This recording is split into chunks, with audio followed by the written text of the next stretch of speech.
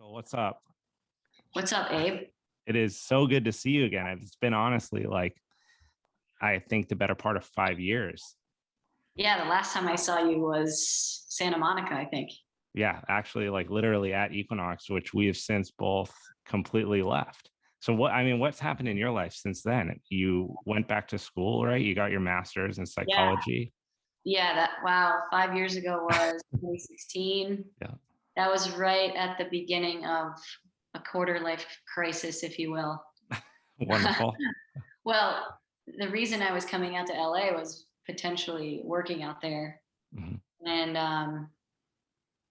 I was going to work with this guy, Gunnar Peterson, who Oh, I'm still was friends with, acquaintances with.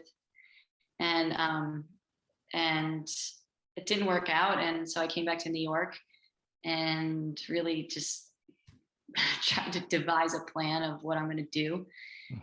And I got into graduate school. I don't know what month I saw you, but I got into grad school for psychology, and that started the grad school and continued at Equinox. But really at that time, figuring out an exit plan or my next step at Equinox, which I attempted to go up in higher management and be maybe a director of programming of some sorts. Yep. But still train people. And that didn't work out. So I left and just started private training while I was finishing school and starting to see clients for mental health. And that was all in a matter of a couple of years. I graduated 2017, and then it became a blend of private training, private mental health sessions, and yeah, that's still what I do today, just in a different fashion. What was that experience like? Because I've felt something similar. So I'm curious what your thoughts are on this. But when you were at Equinox and you were trying, like you said, to go up a level, I feel like in the personal training industry, especially within the walls of Equinox, there's a pretty awesome path to advance and to collect more continuing education, level yourself up financially in terms of control of your business, all these kind of things. But then it seems that you get to this place where if you are highly driven, motivated, like go-getter type person, you hit a ceiling in a sense based on what you can then do. Yeah. What was that experience like for you? Well, I think we all hit a ceiling in any industry. And so I think we hit a ceiling in just life, you know? So I think, I don't know, it was a sense of the same feeling when I worked in advertising. Before I was at Equinox, I worked in advertising for 3 years. And that one was more intense on how bad I wanted to leave. It was constant phone calls to my mom, like, this sucks, this sucks, this sucks. She's like, just keep going, keep going, keep going. And then I was like, no, no, no, I hate it.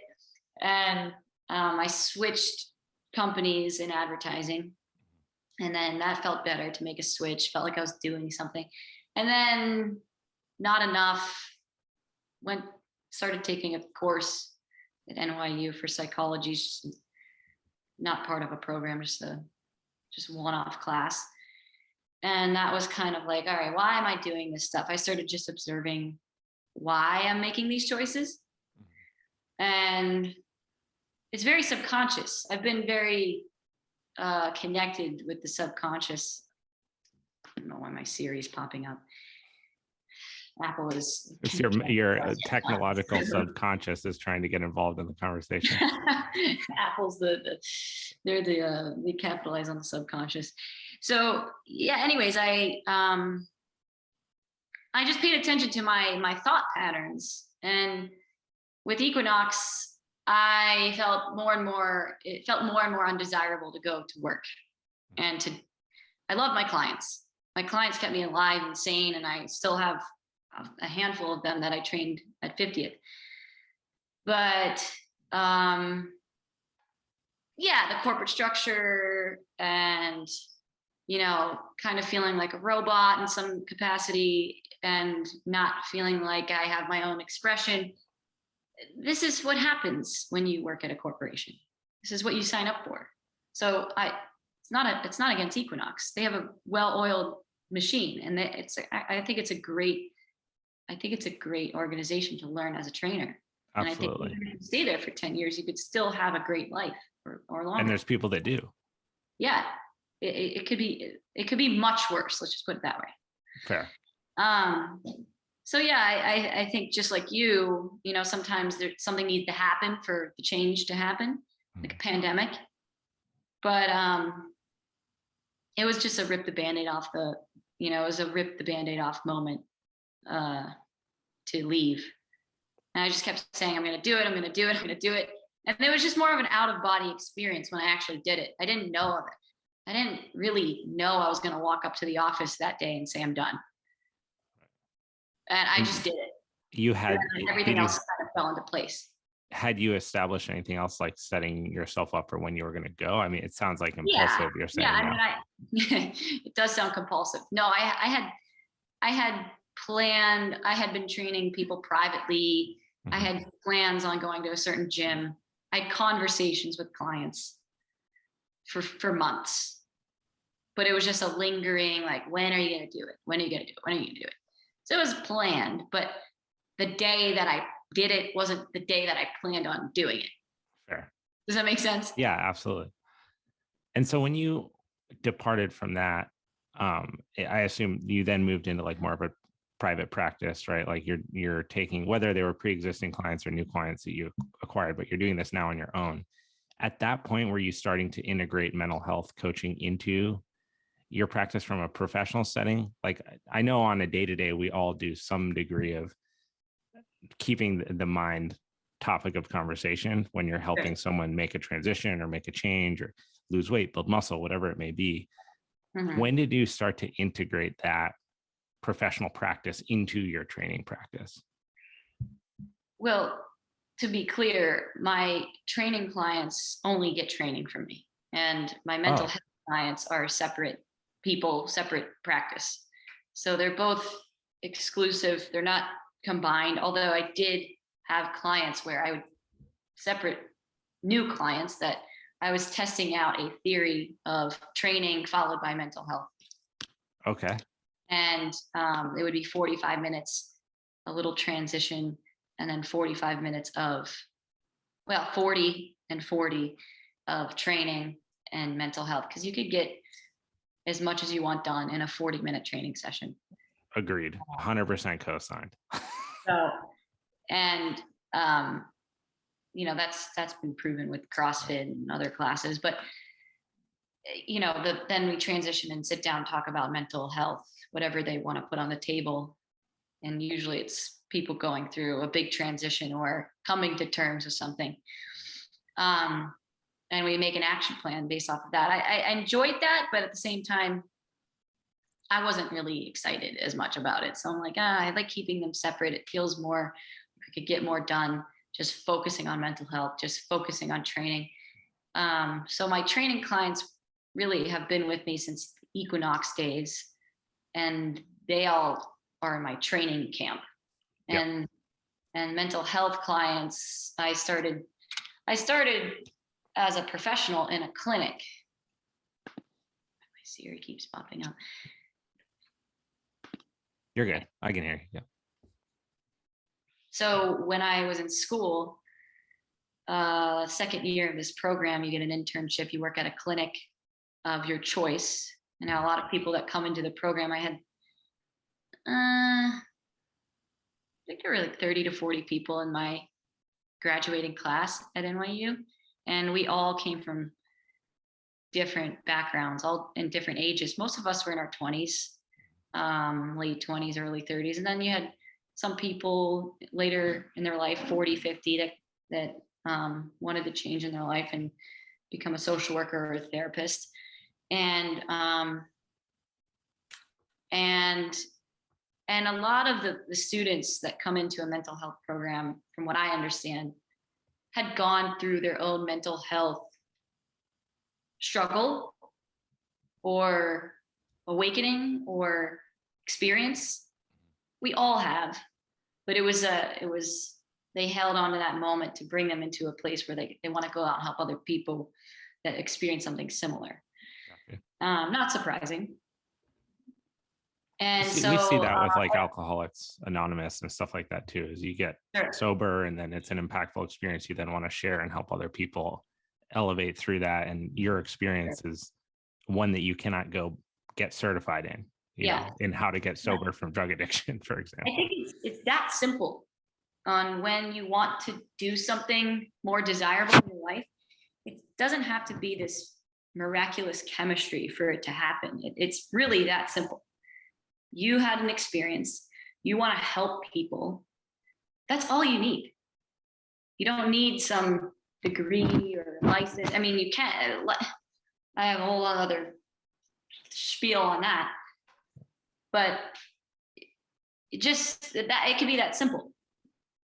I digress. The people in this program, you know, when we decide to get an internship, they give you a selection of clinics that NYU is partnered with, and whether you want to go into alcohol addiction or domestic violence, or you want to work with teenagers, or you want to work in a school, you have these options. And I went more general. I just wanted to work with people that need a therapist and could fall under usually it falls under anxiety or depression or some type of personality disorder. I didn't want to specify with alcoholics. I felt like that wasn't, I don't know. It didn't resonate with me. Or domestic violence didn't resonate with me. Not that I would be opposed to seeing people who experience that. I think I was just better off going more general. And proximal to 50th Street, Equinox. So that was two deciding factors. So I ended up working at 66th and West End, which is near Broadway by Lincoln Center. And I was one stop away from 50th on the one train. So I would pop back and forth from 50th up to the clinic, see a few clients, go up to the clinic, see one mental health client or two, come back, see more training clients. And that was my thing. And in the beginning, you know, it's a psychoanalytic clinic. So Alan Grossman and his son Mark run New York Counseling and Guidance Services up on 66, and they are Alan's in his 70s, great guy, trained psychoanalytically. Psychoanalysis is the foundation of psychotherapy and just your therapists in general. Most therapists are learning off of the basis of psychoanalysis, which is Freud. And you know, Freud focused a lot on the body and tied hysteria to ailments in the body, which is fascinating. I mean, pretty genius in my opinion. And it kind of connects your two worlds, right? Because it's bringing your understanding and coaching of the physical body to that of the mental. Yeah, in a very, very nuanced way. I mean, working with the body and training somebody is very superficial level, surface level. Understanding mental health from a body perspective is much more nuanced. And I've boiled it down. I don't like using that phrase, but I've come back to the phrase stress management and energy management. And you know, there's a whole world I can dive into with fear, love, doubt, stress, comparison. You know, these are things that cause blockages in the body, and what we attach to, including our thoughts, we can attach to our thoughts, which is a disorder. It causes a hysteria of some sort. When you have hysteria, which could be used, it could be, you know, replaced with anxiety, that word. You start to burn energy in a harmful way. So And real all quick, physiological.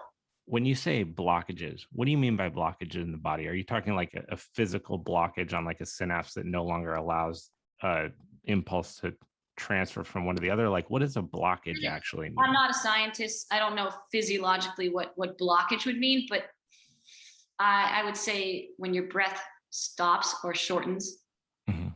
and we know that the breath can bring harmony to the body. It could ground you. Mhm. It could literally release tension in your brain. It could give you more clarity. And there's studies on this, and there's Dr. Andrew Huberman, who's in Tim Ferriss's podcast I just From listened to, Stanford. talks about vision and breath.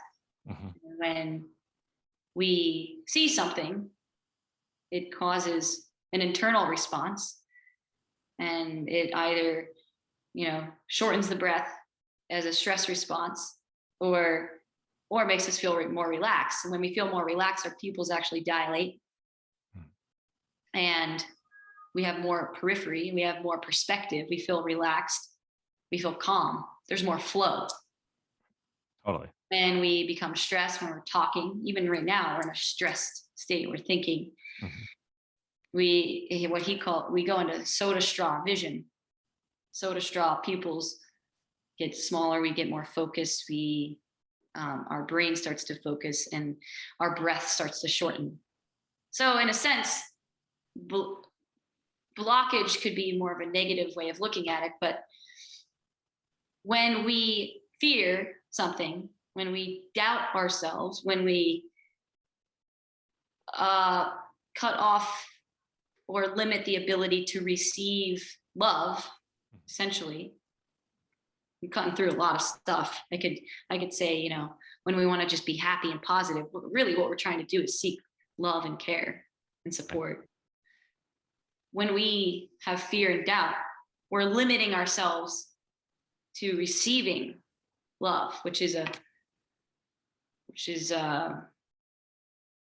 what makes us feel relaxed and comforted and in control of some degree. So in those, I find these points interesting because to some degree there's benefits to these sensations, right? Like fear and anxiety from an evolutionary standpoint are in some case, not in all, but in some cases positives, right? Like if you didn't fear the animal coming your way, your body wouldn't get into that state where it would pupils dilate, you get focused, you get more brain attention on what's going on, you can make a sharper decision.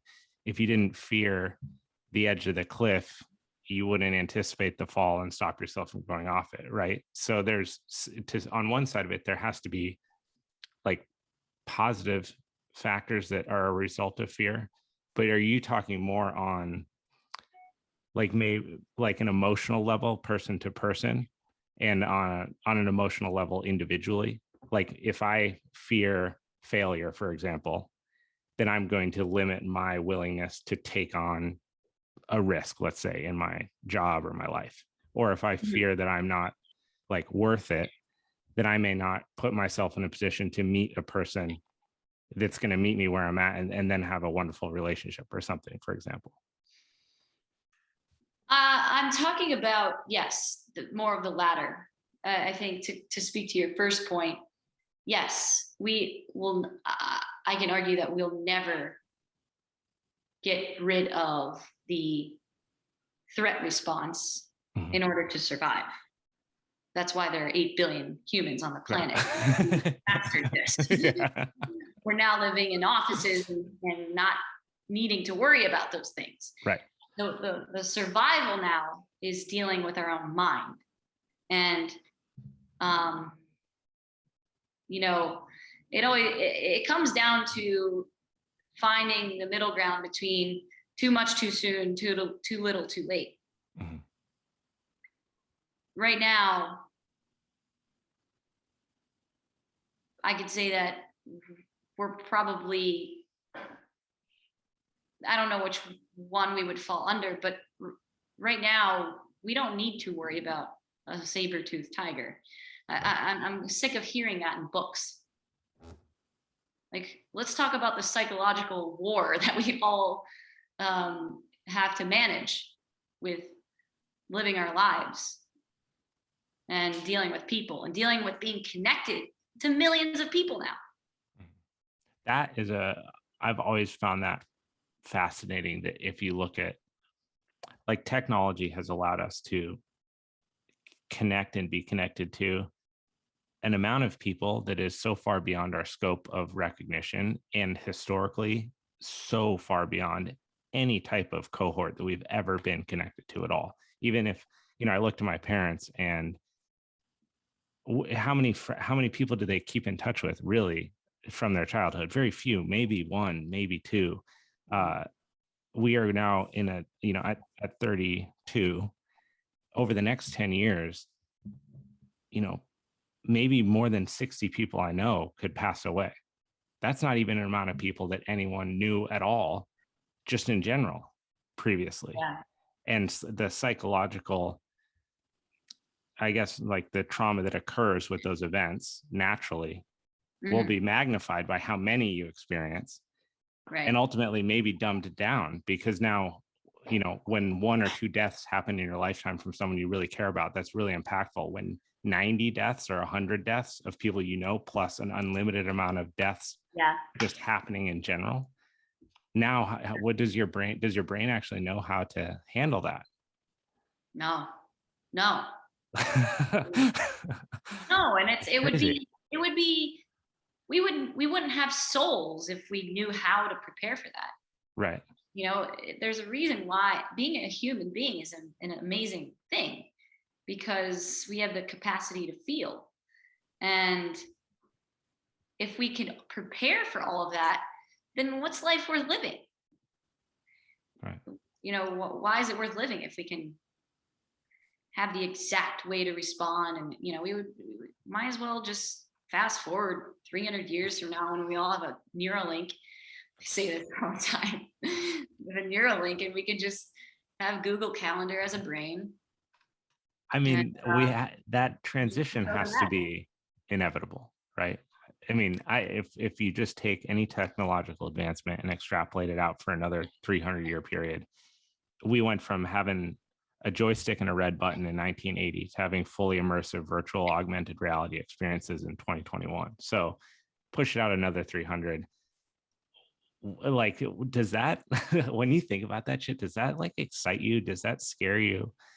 Knowing what you know about the brain. So I really don't care. No, I'm kidding. I think you're like, I bought a house. No, it doesn't excite me. I would not want to live on this earth if you couldn't feel. I as much as I'm single, I'm not dating anyone, and I have my own thoughts on that and why. And I think I also, it's not like I don't want to be with somebody, but this is where I'm at, and I like that. I like where I'm at. But I think it reminds me of, I still have emotional swings of life and it all really deals with people. It all deals with people, and it doesn't have to be close friends. You mean you personally? Me personally. Yeah.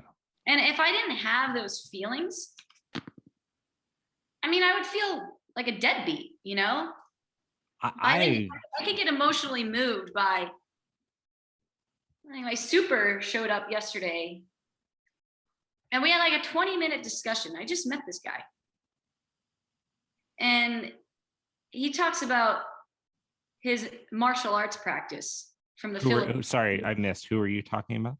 My Super. What's a Super? Sorry. So in New York, you have your Super, who manages the building, and manages all the. Cool. We're on the same page. Philippines. So Balintawak is the martial arts. I think this is it. Wait, hold on. Let me look this up real quick. Martial arts. It's all good, because when it gets edited, it'll sound like you found it right away. So. Balintawak.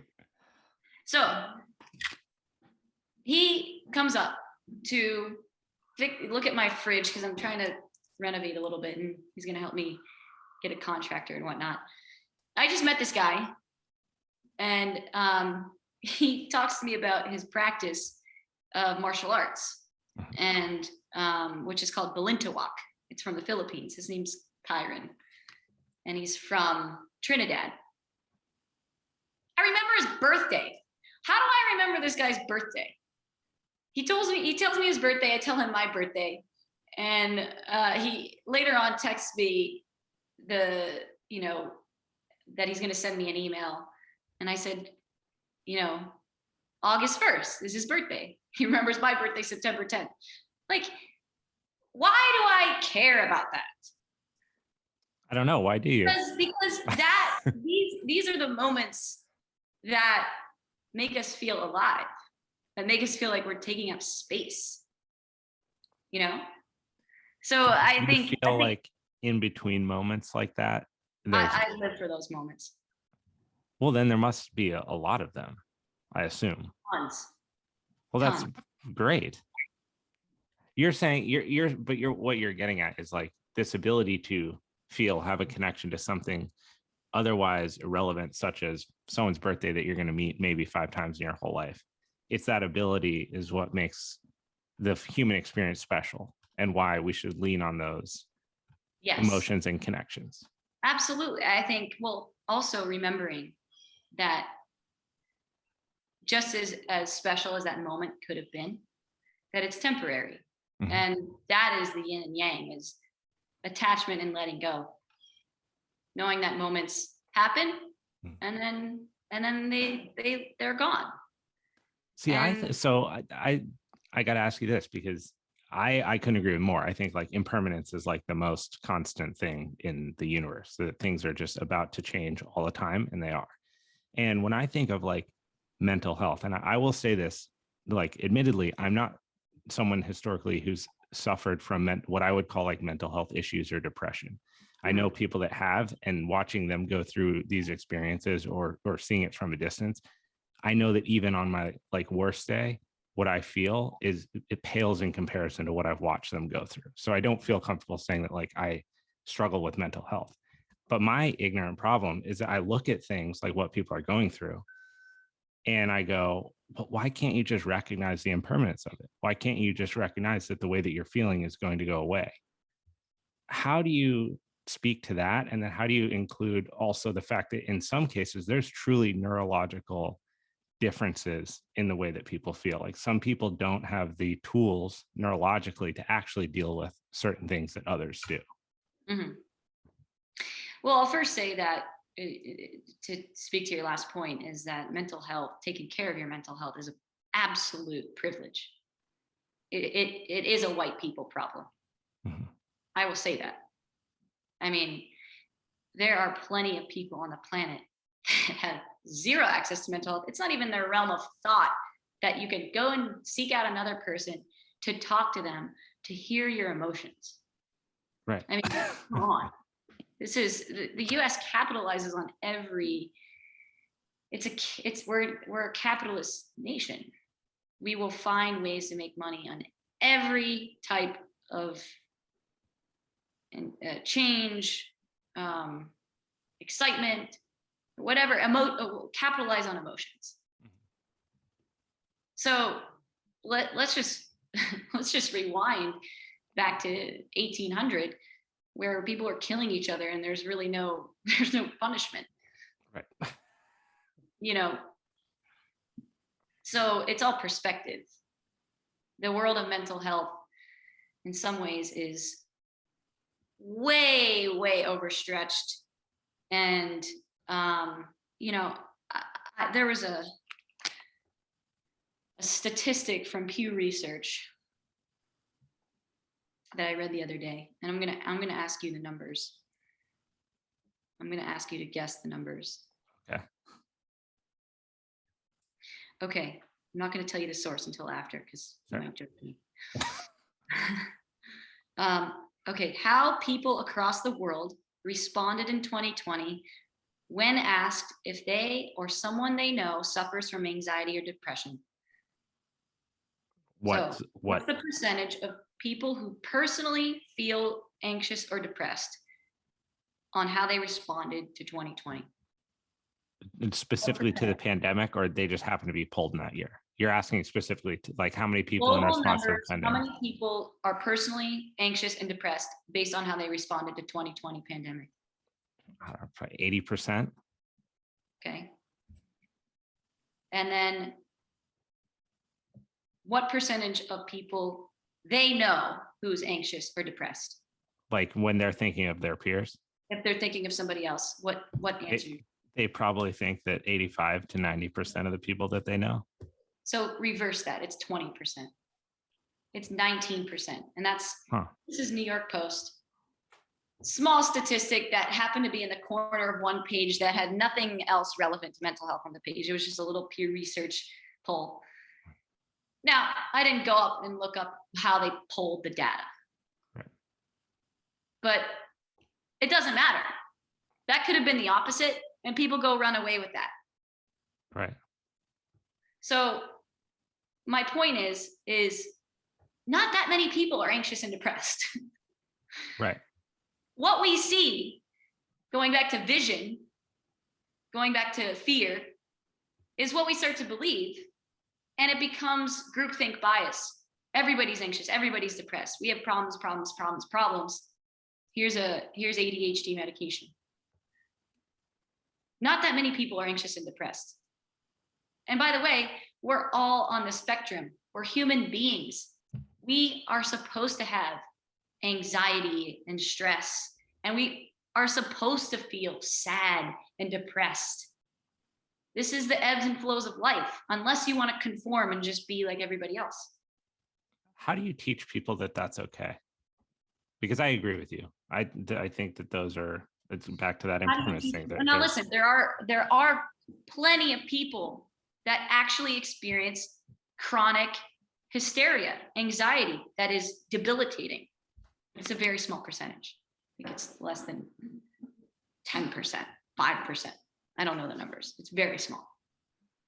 But what do you tell the people that aren't part of that group? How do you talk to someone about the fact that maybe feeling depressed or sad here and there, or anxious about an exam coming up or a promotion that you may be up for, whatever it is? How do you help people learn that that's okay? It's okay to feel that way. It's normal to feel that way. Is the answer. You don't. Because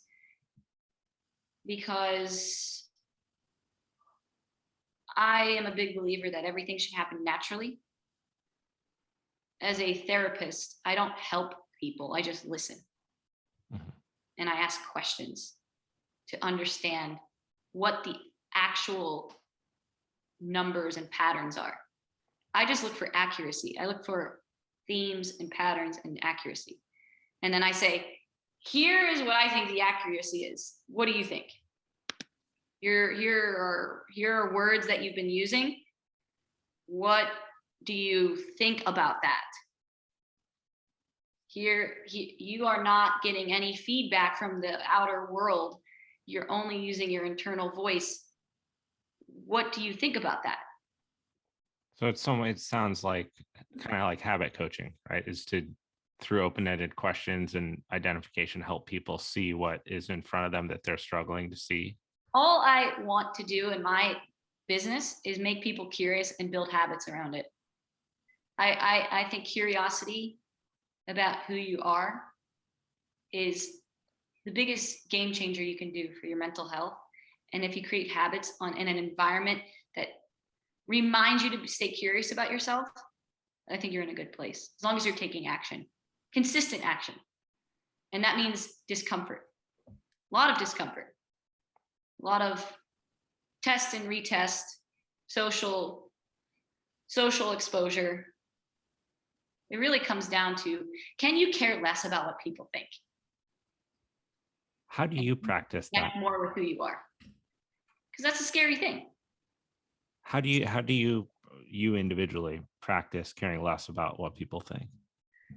Oh, I don't know. I deal with it every day. I care about what people think. It's hard. It's hard. And I think it's good. You have to care about what people think, or else you become a sociopath. You just, well, Well, that's not conflicting though. caring about what people think plus complete dissociation or any regard of morale is being a sociopath. But most people aren't in that camp. And you don't have to care about what other people think and still be a functioning part of society. And those are artists, those are creative. And I think I try my best to stay curious and stay close to my subconscious. And the only way to stay close to your subconscious is to not attach too much to your own thinking. Do you mean that from a meditative standpoint, like you actively practice recognizing that thoughts are there, but not becoming emotionally tied to them? Or do you mean it like It is a in form of just meditation. general daily practice? Yeah, it's a form. There's the formal meditation that I practice, but yes, it is a form of functional meditation. It's just self-awareness and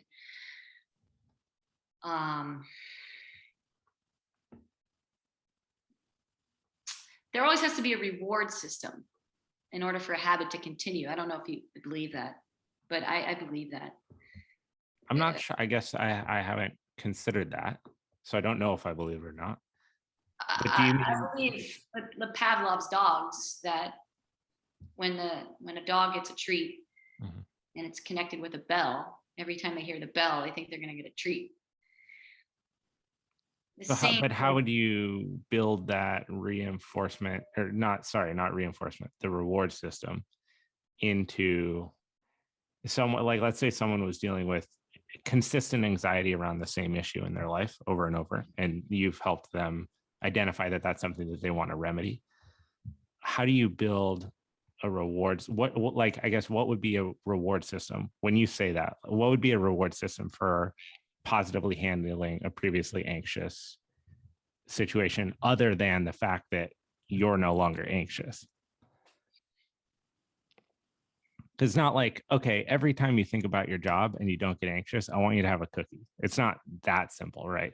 I think getting rid of the anxiety is the first problem, is the first theory that causes an issue. When we think that we are going to get rid of anxiety, that is the first step in the wrong direction.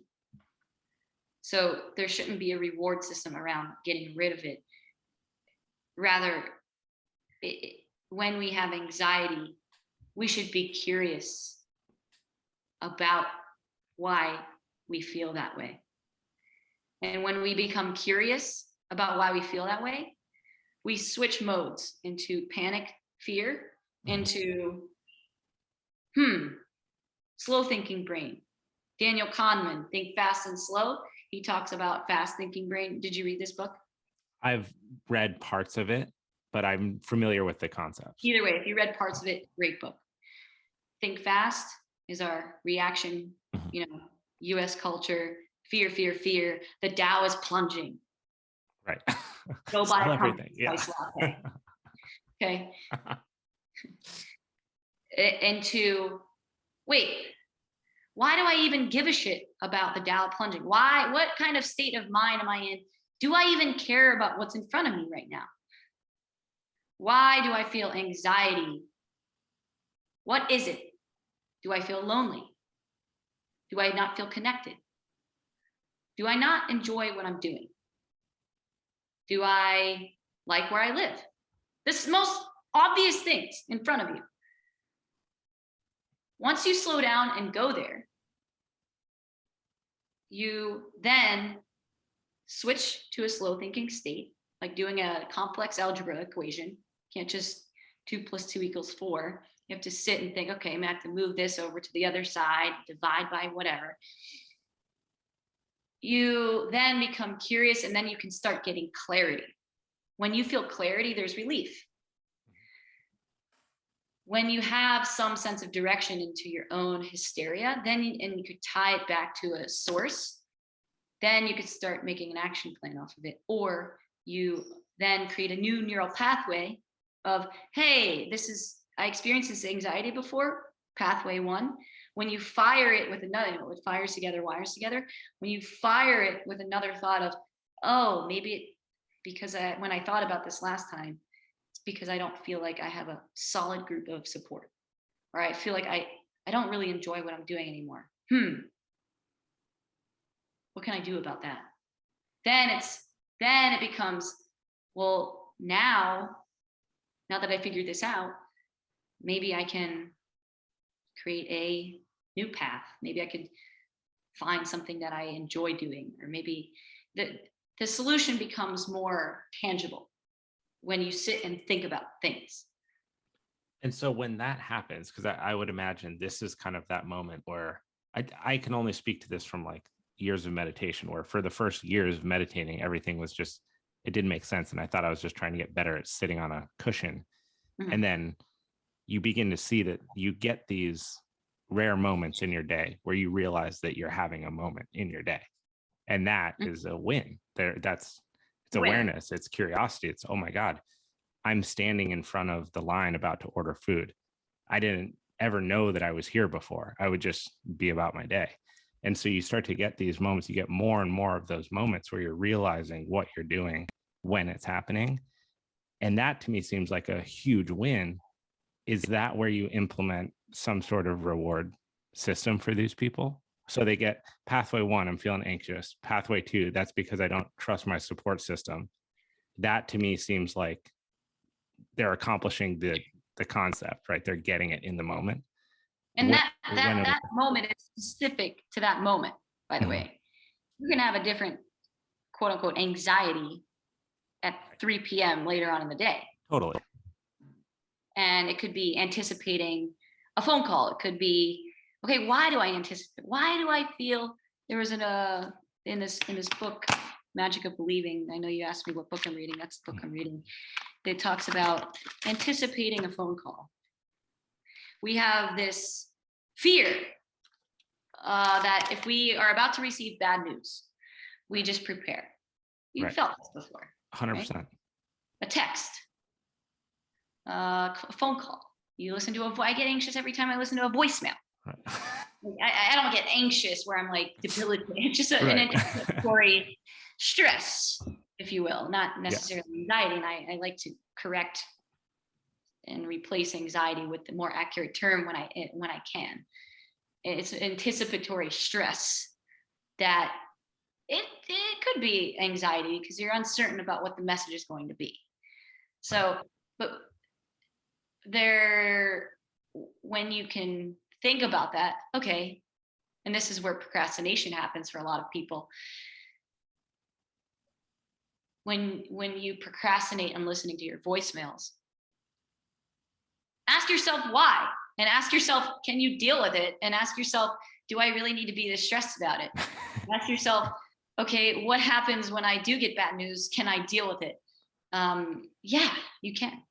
And can you actively dissociate and listen to the message at the same time? Dissociating meaning you're detaching from the stress and anxiety and actually just physically going through the motions like athletes do.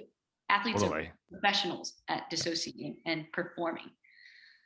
What are your thoughts on all the mental health surrounding sports right now? I feel like it is ever present, like that is happening, and it's being talked about for the first time, it seems, in a while. Maybe I just don't pay attention to this enough, but it seems like this past year and with the Olympics that mental health is being brought to the forefront. My knee-jerk response is it's annoying, and I feel guilty saying that because once again, it just goes into the system of capitalism. It's the currency right now. It goes into the system of capitalism, and there's going to be there's going to be ways to capitalize on the conversation, and there's going to be little action that's taken. I think it's great that athletes are speaking up, because athletes absolutely get the last. They're not as, because they're so tough and cocky, and they're making a lot of money. Professional athletes, they're the last person to be paid attention to when it comes to, well, you're in a good place. Like Kyrie Irving, shut up. You make millions of dollars.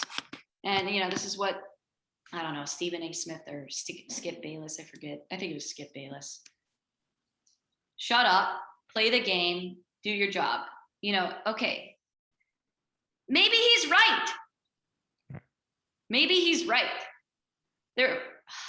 Man, I could go on a whole. No, I want to go like this. I've been looking forward to talking about this specifically because having been like a former athlete, I remember how stressful it was, but thank God it was stressful. Like those stresses were what drove me to try to ski at the level that I skied. Like sometimes I think about it, I'm like, if I just had an easy out, how many hours I spent like sitting in my room and visualizing my run or walking myself from the car through the lot to the mountain to the run to the award show, like the entire experience. It was a big part of, and maybe this is selfish, it was a big part of my experience as an athlete.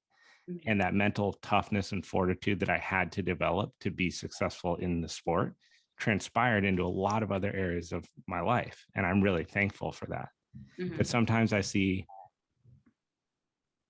man, it's tough because then on the flip side, there are athletes and people in situations that didn't ever speak up that really needed to and lost their lives or caused harm to people. And so like, you can't throw the baby out with the bathwater. If in those situations, it's skiing specifically, there's several athletes that took their own lives from the stresses that they were feeling. And I wish in hindsight, they had somewhere that they could go and talk to. If it was present day, they probably could. They would, because it's more commonplace.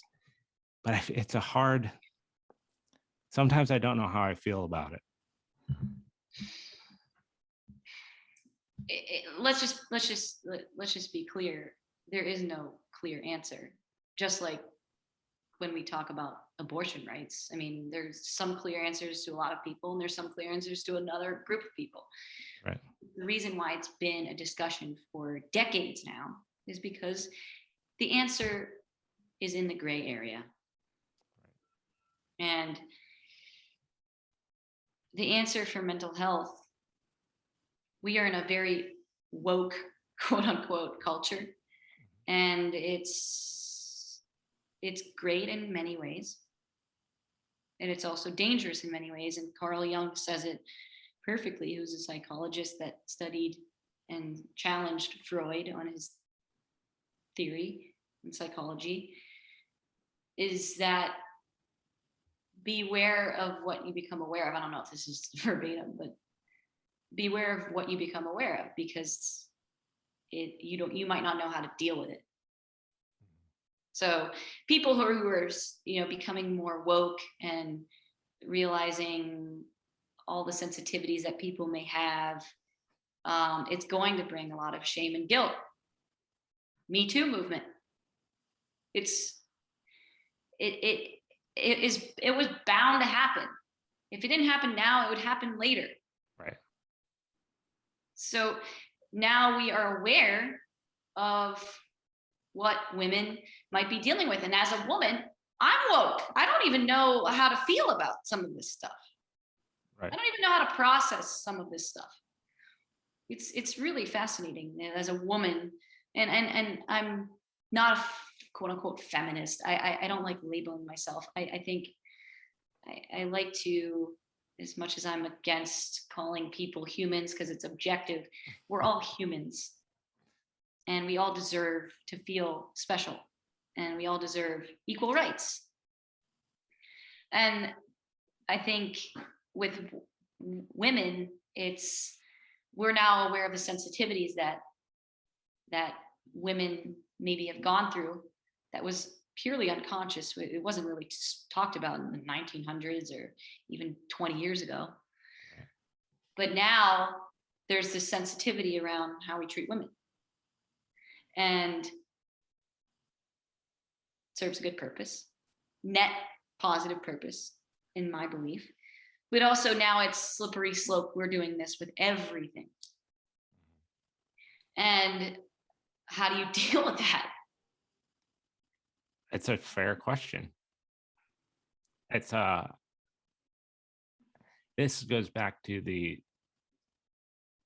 it's like the rate at which things improve or change is, it's seemingly exponentially faster than in the past.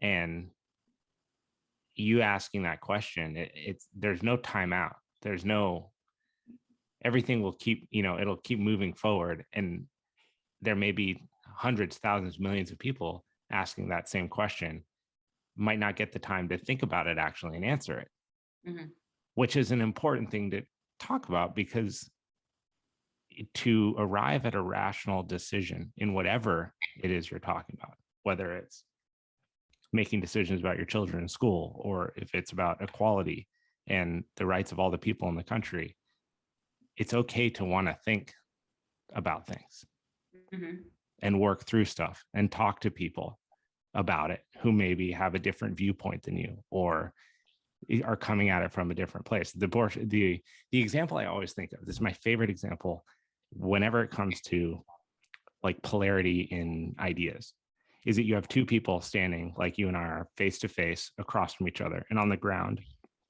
there's a 6, and I ask you what you see, and you look down and you say 9, and I look down and I say, no, that's a 6, and you look down and you say, no, it's a 9, and we're both 100% right, because from our viewpoint, our perspective, and where we're standing, neither of us are lying, and we're definitely not lying to the other person intentionally. Right. We're just calling it as we see it. And so many issues are like that. And it's unfair to cut and dry it without having a chat about it. Yeah, I think I like that example a lot, because there are plenty of issues that resemble that, and there is no clear answer. And when we force ourselves to find an answer, it becomes egotistical, and we think with our heads, not our hearts. Yes. And the ego is really the core of our failures, or our how we fall, is our ego.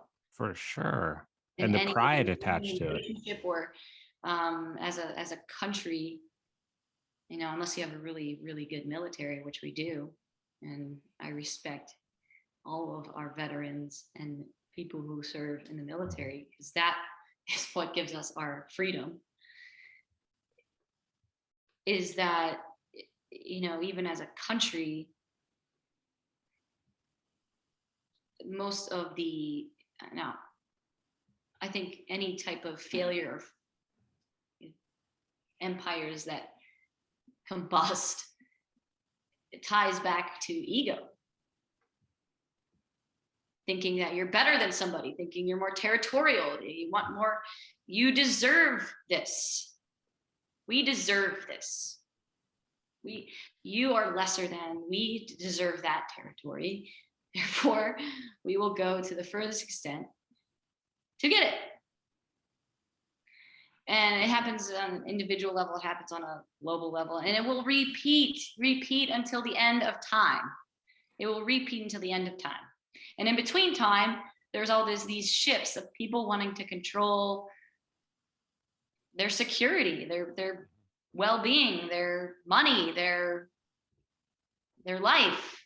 So in a broader perspective, when you zoom out, it comes down to control and ego. And when it comes to this stuff about the mask and the vaccinations, oh my God, I'm vaccinated. I was not going to get vaccinated. I'm not an anti-vaxxer, and I'm not a vaxxer. Why do I have to be either one? Well, this goes, it goes back to the 6 and 9. It's funny that you say that. I'm the same way. Like, I'm vaccinated. Lauren and I got vaccinated last April, and I think it's a good idea. I also, I respect people's desire to want to think through things, even if that's not how I felt, right? It pretty much came out, we went and got it. It doesn't mean that I'm now trying to banish every person who didn't do that to the outer realms of America. But there are so many people, I feel like, on the fringe that aren't out of principle, because this is the dialogue in the country. It is this I'm right, you're wrong across the board in every facet. And that's a really, really unhealthy way to exist together. Mm-hmm. Yeah. I can argue both sides. But it's just another example of ego and judgment. And at the same time, when the vaccine, I mean, because it's connected to health, it's more sensitive, and the boundaries are a little tighter. When things are putting health at risk, other people's actual health, then the boundaries are a little bit more clear versus what gender pronouns you should be using. Right. Now, the way that I your your psychological health, if you're not called a them when you want to be called, when people are calling you a she and you want to be called them, are we harming you? Are we damaging your health? No. Well, I don't know. When you're not vaccinated and you're there's a risk. Now, it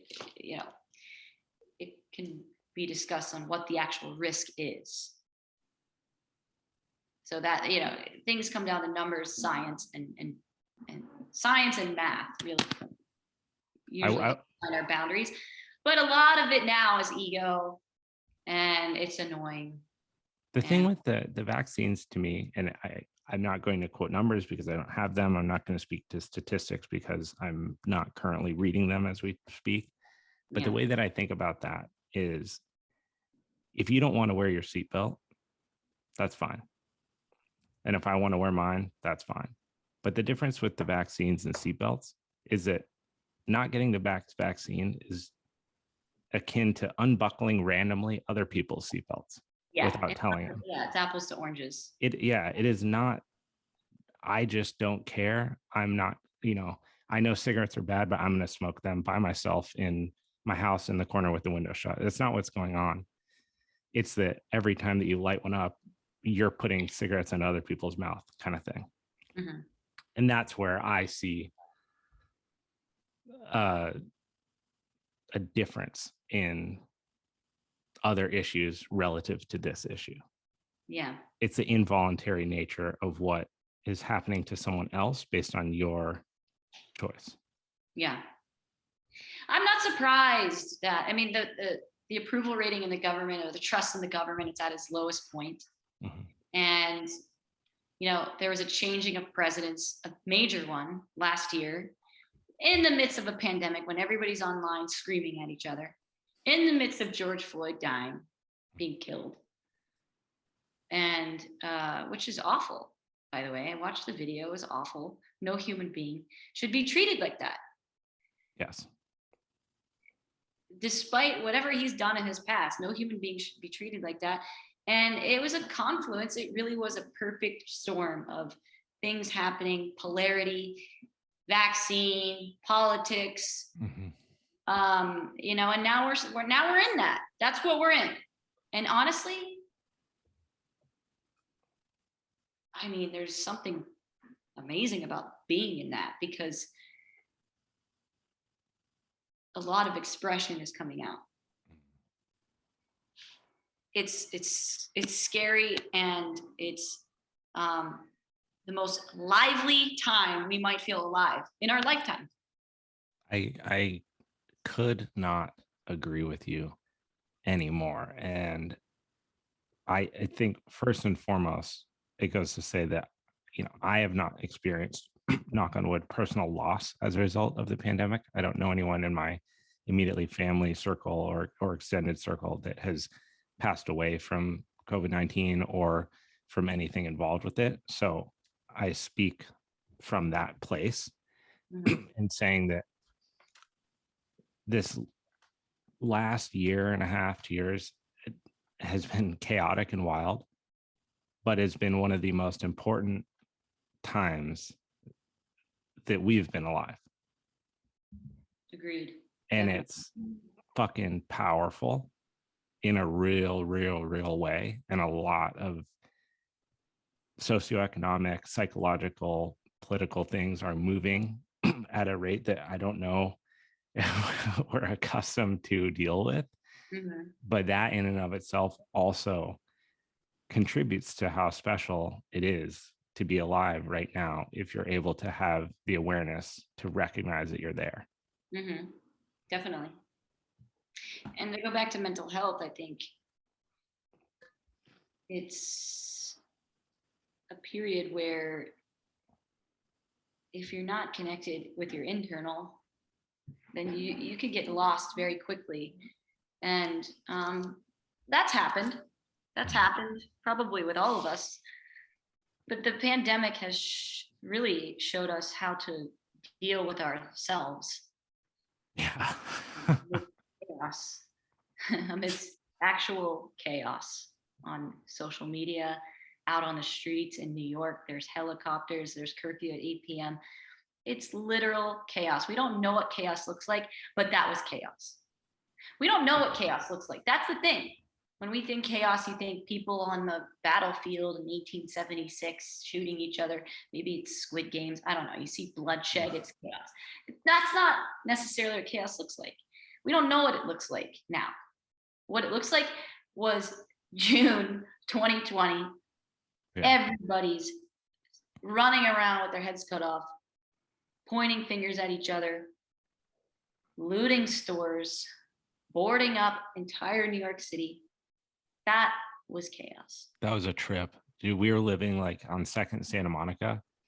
So you've been to the Equinox in Santa Monica at the time. We were living 2 blocks north of that.